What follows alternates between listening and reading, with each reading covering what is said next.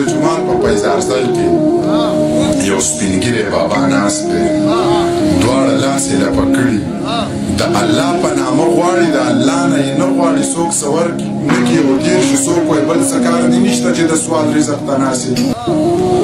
د جومات په پیزارځای کې یو سپین ږیری بابا ناست دی، دواړه لاس یې لپه کړي، د الله په نامه غواړي، د الله نه یې نه غواړي څوک څه ورنه کړي او تېر شي. څوک وایي بل څه کار دې نشته چې د سوال رزق ته ناست یې.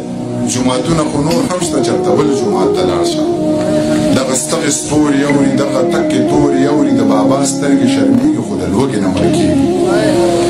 دغه ستغې سپوري اوري، دغه تکې توري اوري، د بابا سترګې شرمېږي خو د لوږې نه مړ کېږي.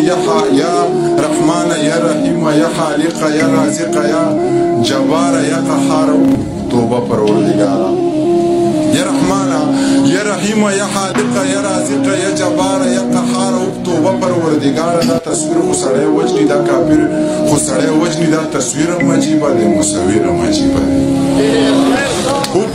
توبه پروردګاره، دا تصویر خو سړی وجني، دا کافر خو سړی وجني، دا تصویر هم عجیبه دی، مصور هم عجیبه دی. زه یې خواله ورنږدې شوم او پوښتنه مې ترې وکړه، څه دې خال دی بابا جانه، څه دې خیال دی بابا جانه. ویلې نورې کیسې پرېږده، خو بس دومره روپۍ راکړه چې بې زهر ځان له واخلم او د ځانه پې ځان خلاص کړم.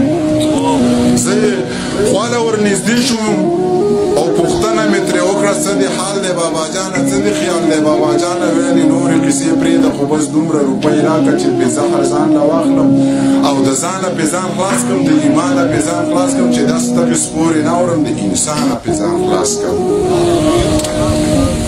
د ګړنګه ګزار شوی، خودکشۍ ته تیار شوی، مطلب دومره ستړی شوی، مطلب دومره ازار شوی.